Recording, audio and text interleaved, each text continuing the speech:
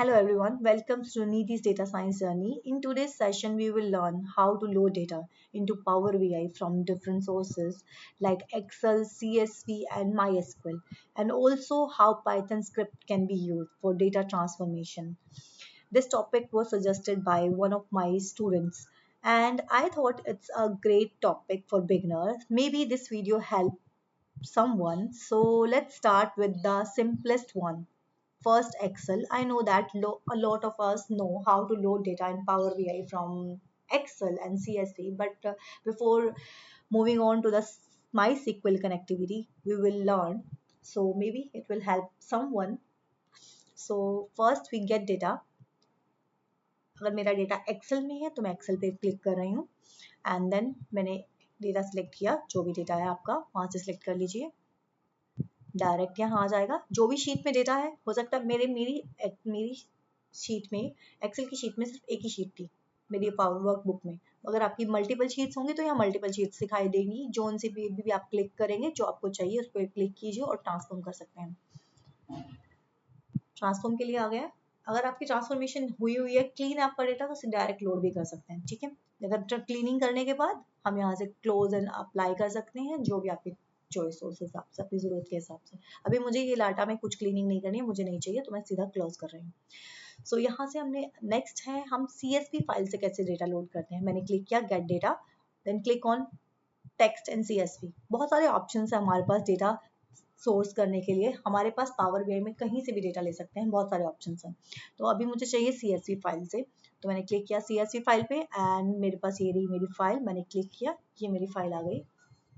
यहाँ मुझे ट्रांसफॉर्म करना है, ट्रांसफॉर्म पे क्लिक कर सकते हैं, लोड करना है, लोड कर सकते हैं। जैसे ही हम ट्रांसपोर्ट पे क्लिक करते हैं, एक नई विंडो खुलती है। जैसे हमें पता है कि पावर क्वेरी एडिटर, ओके, अपनी जो भी रिक्वायरमेंट्स है उसके हिसाब से हम इसे ट्रांसफॉर्म कर सकते हैं। Then close and apply. अभी मुझे कोई ज़रूरत नहीं है इसे की कोई भी ट्रांसफॉर्मेशन करने की, सो मैं सिंपली क्लोज कर रही हूँ। सो नेक्स्ट आते हैं हमारे मेन टॉपिक पे, जो हम स्टार्ट कर रहे हैं, power BI and MySQL connectivity. हम डेटा एनालिस्ट स्टूडेंट हैं और हम आगे इन फ्यूचर हम कुछ भी कर रहे हैं, हमें सबकी कनेक्टिविटी चाहिए है। सो दैट हम अब सीख रहे हैं कि अगर मेरे पास डेटा मेरा MySQL में स्टोर है, तो मैं पावर BI में उसे कैसे लोड कर सकती हूँ। होगा ना, ये तो होगा। तो जैसे हम कनेक्ट क्यों करते हैं, why connect power BI with MySQL। Okay, real time और अपडेट डेटा। जब क्या है, SQL database are continuously update. मेरे पास डेटा है और मैं SQL में उसको कंटिन्यू अपडेट कर रही हूँ। लाइक हम कहाँ स्टोर करते हैं डेटा को, हमें पता है SQL में मिलियंस ऑफ रिकॉर्ड हम स्टोर कर सकते हैं। अब मेरा डेटा स्टोर ही SQL में है, तो मुझे वहाँ से फेच करना है पावर BI में, उसकी विजुअलाइजेशन बनानी है।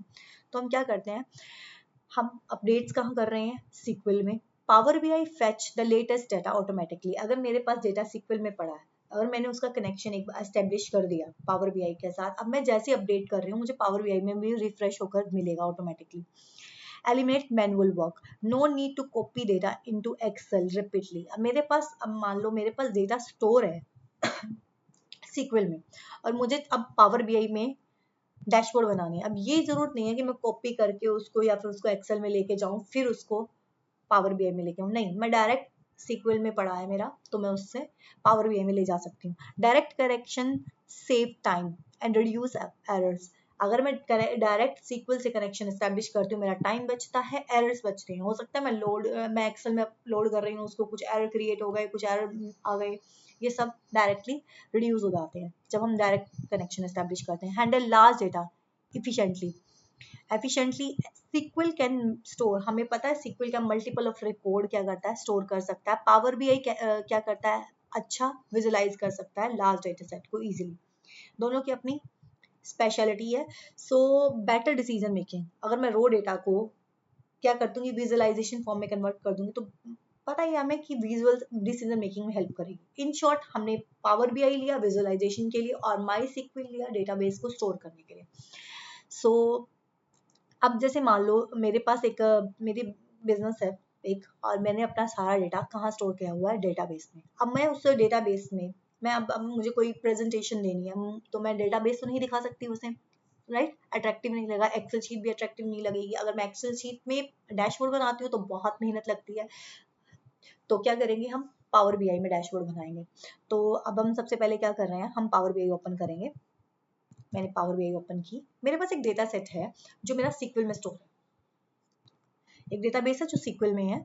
सो हम उसे अपलोड करके देखेंगे पावर बीआई में। मैंने क्लिक किया पावर बीआई, दोबारा ओपन कर दिया।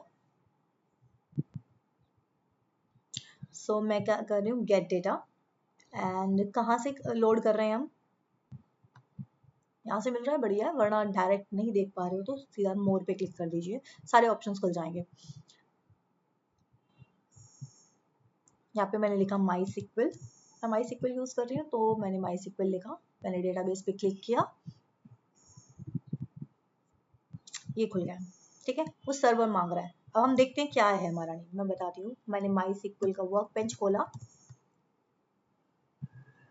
ये मेरा वर्क बेंच। सर्वर और डेटाबेस का नाम पूछ रहा है, सर्वर ये रहा। मेरे सर्वर का नाम क्या है, लोकल होस्ट 3306।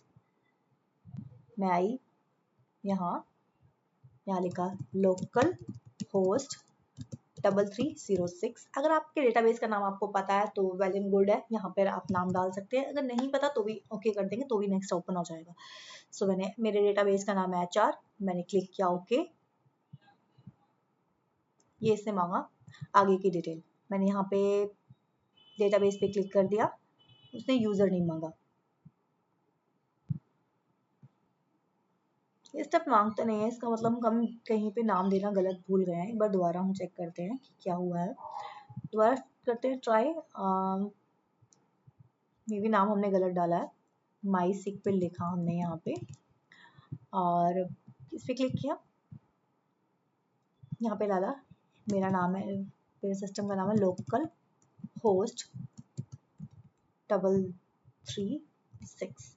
ये देखिए यहाँ लिखा होता है माई सिक्वल में, ये रहा लोकल होस्ट 3306। सो मैंने इस पर क्लिक कर दिया, एंड जो भी मेरे डेटाबेस का नाम है मैंने डेटाबेस का नाम डाला। लाइक मेरे डेटाबेस का नाम HR है, अगर आपके पास नहीं है दैट्स ओके, सीधा भी लिख सकते हैं। मैंने ओके पे क्लिक किया, हाँ ये शीट आ गई। जोन सी शीट आप लेना चाहते हैं, लाइक मुझे सिर्फ ये वाली शीट चाहिए, बाकी नहीं चाहिए, एक शीट चाहिए मुझे। मैंने एक शीट पे क्लिक किया, एंड ट्रांसफॉर्म करना है तो ट्रांसफॉर्म कर सकते हैं आपके अकॉर्डिंगली। ये मेरा डेटा आ गया माई सिक्वल से सीधा पावर बीआई में। डन, अब मैं अपना काम कर सकती हूँ जैसे भी करना चाहती हूँ। अब हम सुनते तो बहुत हैं कि क्या है, कनेक्शन एस्टेब्लिश कर देते हैं, अपडेट होता रहता है। अब हम देखते हैं कि सच में भी अपडेट होता है, चेक करके देखते हैं कि कैसे किसी की बातों में क्यों हो रहा है। Let's check it. सो मेरे पास कितनी रो है, 17 कॉलम 107 रो है। मैंने सीक्वल में गई और मैंने एक रो और इंसर्ट कर दी। डन, रो इंसर्ट होगी, 1 रो इफेक्टेड। अब टोटल हो गई मेरे डेटा में 108 रो, ठीक है। देखें अभी यहाँ 107 थी, 107 है। अब हम करेंगे रिफ्रेश ऑल, यस 108, मतलब अपडेट हो रहा है, ऑटोमेटिकली अपडेट हो रहा है। वहां मैं जो भी चेंजेस कर रही हूँ यहाँ दिखाई दे रहे हैं। ये हो गया मेरा कनेक्शन विद सीक्वल। अब नेक्स्ट करते हैं वन मोर कनेक्शन, सीखने की कोशिश करते हैं कि क्या है। अब मुझे जानना है कि अगर मुझे, हम एज अ डेटा साइंस हम पाइथन और यूज करते हैं हम, राइट। सो ये भी चलते हैं, पाइथन ट्राई करते हैं, ठीक है। अब मेन बात है कि जैसे मैंने अभी यहाँ तक किया, ठीक है, मैंने डेटा CSV से सीधा भी तो लोड कर सकती हूँ, मैं पाइथन में क्यों लोड कर रही हूँ। हमें पता है कि हम क्या करते हैं, पाइथन क्लीनिंग पार्ट बहुत अच्छे से कर सकता है, तो हम पाइथन क्लीनिंग के लिए यूज करते हैं। हम यहाँ ज्यादा क्लीनिंग यूज नहीं करेंगे, जस्ट बताएंगे कि कैसे यूज होता है, ठीक है। तो मैंने क्या किया, हम स्क्रिप्ट करते हैं पाइथन को। फर्स्ट हम BI ओपन करेंगे, एक बार हम क्लोज करते हैं क्योंकि हमारे ओपन बहुत ज्यादा है। तो हम स्टार्टिंग से स्टार्ट करते हैं कि हम कैसे करते हैं। वेट, मैं इसको क्लोज कर रही हूँ, वेट अ मोमेंट। अब बात आती है कि जब मेरे पास CSV फाइल है, ठीक है, मेरे पास फाइल का फॉर्मेट CSV है, तो मैं पाइथन का स्क्रिप्ट क्यों यूज कर रही हूँ। Direct CSV best for teaching, real use, fast, simple, no error, perfect for beginner. CSV की फाइल या एक्सेल की फाइल हम इसलिए यूज करते हैं, but when we use Python, Python is used only when the CSV alone is CSV alone is not enough. जब CSV अकेली काफ़ी नहीं हो पड़ती हमारे लिए, हमें हमारे डेटा में, हमारे पास जो डेटा सेट है उसमें हैवी क्लीनिंग की ज़रूरत है. Data need heavy cleaning. Data comes from API, web scraping, multiple files. Data है हमारा मल्टीपल फाइल से आ रहा है, बहुत ज़्यादा हमें क्लीनिंग करनी पड़ रही है, तो हम नहीं चाहते हम पावर बीआई में करें. हमने सारी क्लीनिंग किस में कर ली, पाइथन में करनी है, पाइथन की स्क्रिप्ट से कर ली. सो तब हम यूज करते हैं complex logic require, loops, condition. अब मुझे मेरे डेटा में लूप्स लगाने, कंडीशन लगाने, बहुत सारी चीजें करनी है, क्लीनिंग पार्ट बहुत हैवी है, तो हम क्या करते हैं, पाइथन की स्क्रिप्ट यूज करते हैं. देखते हैं कैसे. हम सबसे पहले आए पावर बीआई में और हमने यहाँ पे क्लिक किया ये, और फिर मोर में गए हम. मैं प्रेफर करती हूँ सर्च करने की बजाय सीधा टाइप करके सर्च, ठीक है. तो मैं क्या कर रही हूँ, मैं लिख रही हूँ पाइथन. मैंने पाइथन लिखा, उसने मुझे पाइथन स्क्रिप्ट ला के दे दी, ऑप्शन दे दिया.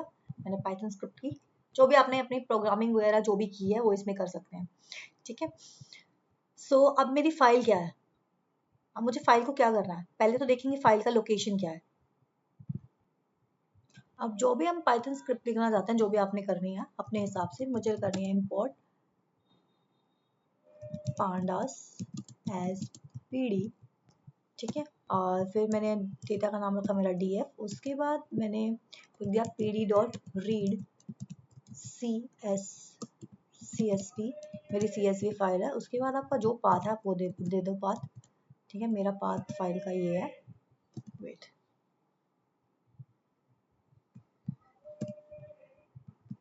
डन. देखते हैं कि ठीक चल रहा.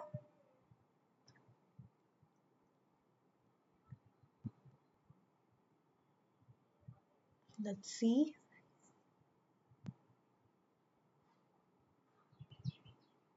डीएफ नाम से सेव किया था, यहाँ पे डीएफ आ गया, शीट का नाम, ठीक है. डेटा का नाम मैंने क्लिक किया और ट्रांसफॉर्म कर दिया. मेरा जो पाइथन से स्क्रिप्ट थी, अब मैंने स्क्रिप्ट क्यों लिखी, अगर देखा जाए तो मेरा डेटा CSV से फाइल भी तो सीधा लोड कर सकती थी, बट मुझे जो भी क्लीनिंग पार्ट करनी थी मैं स्क्रिप्ट में कर सकती हूँ, ठीक है.